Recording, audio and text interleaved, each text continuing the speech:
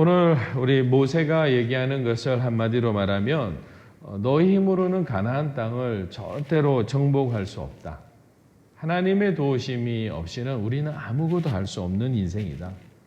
이 미션은 하나님 없이는 미션 임파서블이라는 거예요. 불가능하다는 거예요. 그래서 너희는 하나님을 잊어서도 안 되고 하나님을 오히려 반드시 기억해야 된다. 그리고 끝까지 하나님만 바라보는 삶이 되어야 한다는 것을 또 강조하는 거예요. 이스라엘 백성들이 하나님을 반역한 행동들을 바라보면 하나님 이렇게 재차 같은 말을 반복하시는 것도 이상하게 들리지가 않습니다. 제가 만약에 정말 하나님 비슷한 위치에 있다면, 그런 지도자의 위치에 있다면 그렇게 반복하는 사람에게 얼마나 많은 기회를 줄 수 있을까라는 생각을 해봅니다. 그 자식들도 사실 계속 이렇게 바깥에서 나쁜 짓 하고 여러 번 권면해도 똑같은 범죄를 저지르면서 굉장히 가정뿐만 아니라 주변 사람에게 어려움을 줬을 때 부모 형제도 자녀들하고 그 관계가 끊어지는 그런 극단적인 상황도 우리가 볼 수가 있습니다. 근데 하나님은 그렇지 않다는 게 너무나 신기한 거예요. 우리가 그렇게 하나님의 말씀을 깨달았으면 말씀대로 살아가야 하는데도 그렇게 살지를 않는 거예요. 여전히 우리 안에는 하나님을 향해 하나님보다 높아지려고 하는 그런 마음들이 있는 것 같아요. 그래서 저는 모세오경을 읽을 때마다 드는 마음은 하나님만 바라보고 가야 되겠다. 사람 보고 환경 보고 자기 자신 바라보고 가다가는 정말 시험 들기 딱 좋구나. 그걸 우리에게 가르쳐 주시는구나라는 것을 다시 한번 깊이 깨닫게 됩니다. 그래서 여러분들도 여러분의 인생의 주인인 하나님만을 바라보고 가게 되기를 주의 이름으로 축복합니다. 하나님의 음성을 듣고 가야 우리가 가장 안전한 거예요. 잘 듣고 가다가 마지막에 욕심 때문에 자기 생각 때문에 살짝 틀어지면 얼마나 또 많은 길을 돌아와야 돼요. 그것처럼 어리석은 게 없습니다.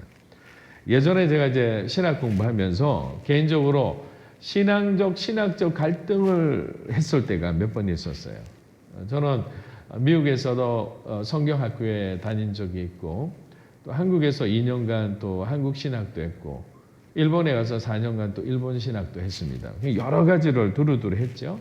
그런데 어느 날 갑자기 진짜 신학적 회의가 오는 게 예수님의 부활도 믿지 않고 예수님의 성육신도 인정하지 않는 그런 사람이 신학교 교수가 되어서 학생들을 가르치는 거예요. 물론 자유주의 신학이죠. 아직은 유럽에는 그런 신학교가 많아요. 일본에도 있는 걸 봤어요. 예수님의 부활을 자기는 믿지 않는데요. 그럼 십자가에서 예수님이 어떻게 된 거냐? 기절을 하셨대요. 기절.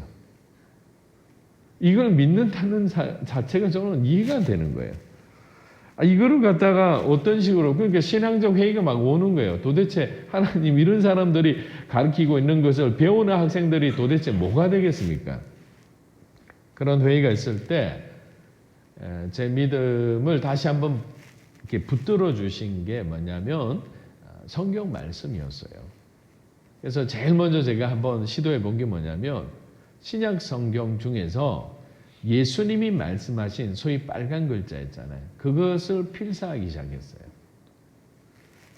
계속. 물론 영감을 받아 제자들이 기록한 그런 바울 서신 같은 거, 또 누가복음 보면 그 다연결하는 그 제자들의 어떤 기록물들도 너무너무 중요하죠. 그것도 성경이죠. 근데 예수님이 우리에게 직접 하신 말씀만 한번 계속 적어봤어요. 근데 하나하나 적어 내려가는데 정말 무한한 감동이 오는 거예요. 그리고 제가 궁금해하는 모든 질문에 대한 답이 예수님 말씀 안에 있는 거예요. 그래서 예수님이 내가 길이요 진리요 생명이니 나로 말미암지 않고는 아버지께로 올 자가 없다고 말씀하셨구나라는 거죠. 말씀 속에 길이 있는 거예요. 세상하고 타협할 수 없는 그런 진리가 주님이 말씀하신 곳에 다 있기 때문에 그 다음부터는 주변을 바라볼 필요도 없는 거죠. 내가 어떤 다른 걸 판단할 그런 어떤 여유도 없는 겁니다. 오직 주님의 말씀. 그렇기 때문에 저는 여러분들에게도 한번 도전을 드리고 싶어요. 하나님, 예수님 말씀하신 거를 오늘부터라도 여러분 노트 사셔가 아니면 타이핑을 해도 좋아요. 한번 직접 마태복음부터 쭉 한번 적어 내려가 보세요. 또 적고 그리고 나한테 그 말씀만 계속 따라 읽어보세요. 정말 놀라운 일들이 일어날 겁니다. 어느 날 갑자기 그런 생각이 들어요. 내가 왜 이런 일 가지고 고민하고 힘들어하고 내가 방황했었던가. 이게 정말 어리석게 생각되어지는 거예요. 말씀을 우리가 깨닫게 되면 그렇게 변화되는 거예요. 관점이 변화될 뿐만 아니라 믿음의 능력이 생기는 거예요. 선포할 수 있는 거예요. 담대해지는 거예요. 아주 작은 일에 그냥 우리 마음이 요동하던 것들, 그런 것은 아무것도 안 되는 거죠. 그리고 말씀을 읽으면 읽을수록 주님을 사랑하게 돼요. 그게 제일 큰 변화라고 생각해요. 하나님을 더 사랑하게 되면 죄를 멀리하게 되잖아요. 내 마음에 미움이 사라지는 거죠. 용서할 수 있게 되는 거예요. 넉넉하게 품을 수 있게 되는 거예요. 그리고 다른 것보다 하나님 나라를 바라보고 주님의 나라를 위해서 달려가고 싶은 뜨거운 열정이 생기는 거예요. 비전이 생기는 거예요. 그런 비전의 사람이 될 수 있는 건 결국 뭐냐? 하나님이 주신 말씀을 상고할 때, 말씀을 정말 묵상할 때, 또 말씀대로 살아가려고 하나님 앞에 기도할 때 우리 인생은 변화되는 겁니다. 여러분들에게 그런 도전이 있기를 주의 이름으로 축원합니다. 앞서 말씀드린 것처럼 저희가 계속 신명기 말씀을 묵상하는데 한마디로 요약하면 그거잖아요. 계속 우리 오 목사님하고 저하고 이 반복되는 말씀 가운데 참 설교하기 어렵다 이런 말도 좀 나누고 있지만 나 여호와를 너희가 잊어서는 절대로 안 된다 이 말이에요. 여호와를 잊어서는 너희들이 아무것도 아니다. 저는 어떤 한 기사를 보고 크리스찬 투데이인가 그 미국에 있는 크리스찬이 투데이인가 그쪽 책인데요. 그게 어떤 오래된 그 크리스찬 초등학교가 있대요. 초등학교 교문에 이렇게 적혀 있답니다. Without God, we are nothing. With God, we are everything이라고. 하나님 없는 인생은 아무것도 아닌데 하나님과 함께하는 인생은 우리는 모든 것을 가진 자다. 초등학생들은 그걸 보고 뭘 생각하겠어요? 처음에는 그냥 왔다 갔다 할 거 아니에요. 그런데 어느 날 그 자기들 교문에 찍혀 있는 그 글귀가 그들의 인생을 구원해 줄 거라 생각해요. 그들이 자랐을 때, 힘들었을 때, 우리 초등학교 교문에 교훈처럼 적혀 있던 그 말씀. 하나님 없는 인생은 아무것도 아니구나. 그러나 내가 하나님과 함께하면 어떤 일도 극복할 수 있는 거죠. 하나님 우리의 공급자이시죠. 우리를 보호해 주시는 분이죠. 저와 여러분의 위로자고 피난처가 되시잖아요. 그 말씀이 중요한 거예요. 그래서 하나님만 붙들고 살아가셔야 되는 거예요, 여러분은. 하나님 안에서 세상을 보고 사람을 바라보고 여러분의 인생을 해석해 보는 거예요. 그 하나님의 관점을 잃어버리면 아무것도 안 해요. 정말 아무것도 안 해요. 목회자로서 여기서 필요도 없는 거죠. 주님의 은혜로 살아간다라는 것. 주님의 교회다. 주님의 나라다. 내가 나오면 안 되는 거죠. 9장의 그 첫 구절 보면 이렇게 돼요. 쉐마 또 6장 4절 패턴이 나오잖아요. 이스라엘아 들으라. 얼마나 안 들었으면. 음성을 듣는 게 중요해요. 들으면 우리가 화요일 말씀처럼 지키고 행해야 되는 거예요. 그렇게 살아갈 때 열매가 있고 정말 우리 인생의 트랜스포메이션이 일어나는데 그렇지 않으면 그냥 십자가에 머물러 있는 신앙이에요. 여러분 십자가 신앙은 얼마나 안타까운지 아세요? 그냥 주저앉아 웁니다. 거기까지 온 것만 해도 대단해요. 그러나 부활이 없는 신앙은 껍데기예요. 껍데기. 첫 번째 모세는 뭐라고 하느냐면 너희가 약속의 땅에 들어가는 것은 너희의 의로움 때문이 아니다. 너희가 잘나서 그런 것이 아니라는 거예요. 우리 9장 4절 다시 한번 읽어보겠습니다. 9장 4절입니다. 시작. 너희 하나님 여호와께서 너희 앞에서 아낙 사람들을 쫓아내신 후에 너희는 여호와께서 우리를 이 땅으로 인도해 이 땅을 차지하게 하신 것은 우리의 의로움 때문이었다고 말하지 말라. 여호와께서 너희 앞에서 이 민족들을 쫓아내신 것은 그들의 사악함 때문이다. 이스라엘은 충분히 그렇게 주장하고도 남음이 있는 민족이었다고 생각해요. 왜냐하면 40년 동안 그들이 하나님 앞에 보여준 그 불신실함, 불성실함 충분하죠. 그래서 모세가 저는 처음에 모세의 화법이 조금 상대방에게 왜 이렇게 직접적으로 얘기할까? 집사님은 왜 그렇게 불성실하세요? 이렇게 하면 상처받잖아요, 대부분. 본인은 알아요, 불성실한 거. 왔다 갔다 하는 거. 그런데 그렇게 말하는 거 똑같은 거예요. 저희들 같으면 어떻게 하느냐? 어디 아프세요? 편찮으세요? 집안에 일이 있으세요? 그렇게 이야기하면서 여쭤보는 거예요. 왜냐하면 그분의 상황을 잘 모르니까. 근데 이 모세는 40년을 같이 살았기 때문에 이 사람들은 충분히 교만해도 교만할 수 있고 자기들 생각대로 마음대로 할 수 있는 여지가 너무 많았기 때문에 두리뭉실하게 둘러서 얘기하면 절대로 못 알아들어요. 바로 직접 얘기하는 거예요.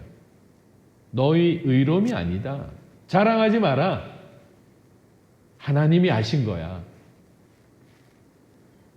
그래서 신명기 6장 4절에도 9장 1절에도 요한계시록에도 반복해서 이야기하는 게 들을 귀 있는 자가 복되도다라는 거예요. 저는 여러분이 들을 귀 있는 자의 삶을 살기를 주의 이름으로 축복합니다.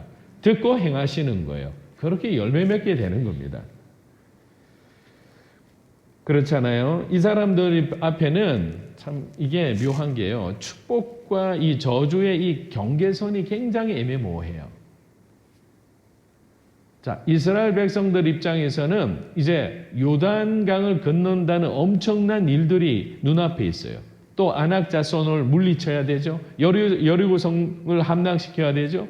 자, 하나님은 가나안 정복을 위한 한 단계 한 단계 믿음의 훈련, 순종의 훈련을 해가는데 저는 이 놀라운 이 전과가 하나님이 하신 것임에도 불구하고 자기 자신들의 올바른 순종과 나름대로 어느 정도의 노력이 있었기 때문에 이 일이 이루어졌다고 얘기할 수 있는 거리도 너무 많은 거예요. 하나님은 보이지 않잖아요. 그러나 직접 그들과 싸우는 건 자기 자신들이잖아요. 또 하나님은 모세를 통해 이야기하시지 직접 얘기하시지 않으셨잖아요. 다른 말로 하면 저와 여러분들도 세상 가운데 하나님이 주신 지혜와 재능과 어떤 영향력을 갖고 우리가 세상 가운데 많은 일을 하잖아요.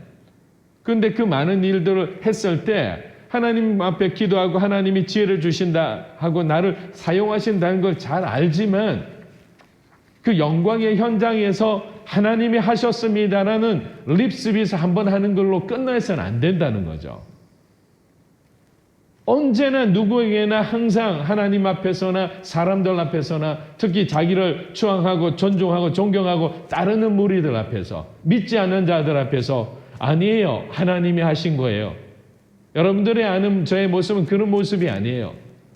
저는 정말 이번에도 잘못된 판단을 하려고 했는데 아침에 새벽 기도할 때 하나님이 가르쳐 주셨어요. 그거는 그렇게 해서는 안 돼. 포기하라고 했어요. 그래서 포기했는데 이 일이 이렇게 된 거예요. 이렇게 얘기할 수 있어야 되는 거예요. 이렇게 고백할 수 있어야 되는 거죠. 모든 영광을 하나님 앞에 드릴 때 하나님은 이 사람을 쓰시는 거예요. 정말 30배, 60배, 100배의 축복을 주시는 거예요.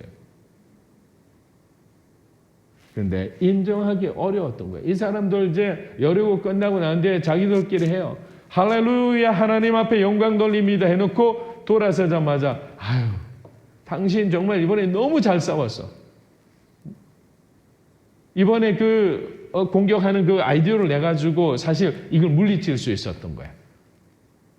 결국 하나님은 없어져요. 점점 인간의 말 속에는 하나님이 사라져요. 예수님의 흔적조차 없어요. 나머지 처음에 조금 뭉게뭉게 뭔가 이야기하는 것처럼 들리더니 나중에는 nothing인 거야, nothing. 세례 요한의 고백을 우리는 기억해야 합니다. 주님이 흥하시고 우리는 치워져야 되는 거예요. 자꾸만 사라져야 되는 거예요. 보세요. 제가 만약에 저로 충만해 있다고 생각해 보세요. 김경훈이라는 사람이 자기 의와 자기 열정으로 충만해 있다고 생각해 보세요. 여러분들이 저를 지금 딱 바라볼 때 저에게서 주님의 향기와 주님의 열정과 주님의 사랑과 주님의 비전이 느껴지지 않으면 목사님이나 저는 사건 목자가 되는 거죠. 계속 기도하고 눈물로 하나님 앞에 엎드리면서 주님, 우리를 좀 지워주십시오. 내 안에 있는 욕심을 좀 지워주십시오. 우리 안에 있는 나쁜 생각들 좀 지워주십시오. 잘못된 욕망 하나님 제발 지워주십시오. 교회가 그냥 하나님의 뜻에 작지만 단단한 교회가 되기를 원하지 그냥 세상이 바라보는 그런 부흥을 우리가 꿈꾸지 않게 도와주십시오. 그런데 꿈꾸고 싶은 거예요. 이왕이면 더 큰 교회가 되면 좋은 거죠. 사람들 주목받으면 좋은 거죠. 목회자들은 그런 거 싸우는 거죠. 작은 성도들하고 있을 때 성실하게 감사한 마음으로 살아야 되는데 그런 몸부림이 저희들뿐만 아니라 여러분들도 세상 가운데 계속 그렇게 하나님 앞에 말씀을 필사하고 기도하고 몸부림치지 않으면 우리는 자꾸만 우리 자신에게 집중해서 나를 중심으로 세상을 해석하고 관계를 해석하고 모든 걸 그렇게 돼요. 그러면 나땡이에요. 열매 맺지 못하는 거예요. 굉장히 무서운 말이죠. 신명기 1장 30절에서 32절 한번 보겠습니다. 신명기 1장 30절 시작. 너희보다 먼저 가시는 너희의 하나님 여호와께서 애굽에서 너희를 위하여 너희 목전에서 모든 일을 행하신 것 같이 이제도 너희를 위하여 싸우실 것이며 광야에서도 너희가 당하였거니와 사람이 자기의 아들을 안는 것 같이 너희의 하나님 여호와께서 너희가 걸어온 길에서 너희를 나누사 이곳까지 이르게 하셨느니라 하라. 이 일에 너희가 너희 하나님의 여호와를 믿지 아니하였도다. 자, 저는 여기서 두 가지가 중요하다고 생각해요. 하나는 우리 오늘 9장에도 나왔던 말씀처럼 너희보다 먼저 가시는 하나님, 이걸 우리는 반드시 기억해야 돼요. 너희들보다 먼저 가시는 하나님, 하나님은 항상 먼저 가 계시는 거예요. 그 유명한 그 찰스 피니라는 미국의 대부흥사가 있었잖아요. 빌리그램, 디엘 무디 그러한 레벨에 있는 분이었어요. 근데 이분이 디트로이트에 집회를 간다. 그러면 가장 먼저 누가 간 줄 아세요? 아말렉 전투를 하는 여호수아가 현장에서 싸웠다면 그 아말렉 군대와 싸웠던 여호수아가 이 찰스 피니 목사님이었다면 이 영적인 아버지 내쉬라는 사람은 중보기도자예요. 이 사람이 중보기도팀을 먼저 가지고 한 달에서 두 달 전에 그곳에 가서 살면서 그 온 동네를 돌아다니면서 중보기도하는 거예요. 술집 앞에서 기도합니다. 불황아들이 있는 데서 기도합니다. 영적으로 먼저 싸우고 있는 거예요. 그러고 난 뒤에 누가 옵니까? 찰스 피니의 전도팀들이 와서 엄청난 집회를 합니다. 이미 그 경기는 게임이 정해진 거예요. 이미 중보기도자들이 그 도시를 점령하는 있는 모든 영들을 다 무찌르는 가운데 있으니까 복음을 전하니까 그냥 쑥쑥 들어가는 거죠. 수많은 사람들이 회심해서 하나님 앞에 돌아오는 거예요. 예수를 믿기 시작하는 거예요. 하나님이 먼저 가 계셔서 일들을 다 정리하고 여러분이 갔는데 마치 여러분이 한 것처럼 생각하면 안 된다는 거예요. 자랑하지 마십시오, 여러분. 하나님이 하셨어요. 자랑할 만한 것들이 있을 때마다 내 마음에 그런 고백을 하는 거예요. 주님이 하셨습니다. 주님이 이번에 나를 사용해 주셨네요. 하나님 계속 그렇게 쓰임받게 도와주십시오. 낮은 자리를 유지할 수 있도록 몸부림치며 주님 앞에 나갈 테니 하나님 내 자랑이 없고 주님 자랑하며 살게 도와주시옵소서. 이렇게 기도하는 거예요. 그리고 보니까 32절에 이 일에 너희가 너희 하나님 여호와를 믿지 아니하였도다 했는데 여기서 믿음이라는 부분이 나오잖아요. 이 구약의 믿음은 이렇게 표현해요. 충성과 성실과 신뢰라는 단어가 들어가 있어요. 구약의 믿음은 충성되다, 성실하다, 신뢰하다.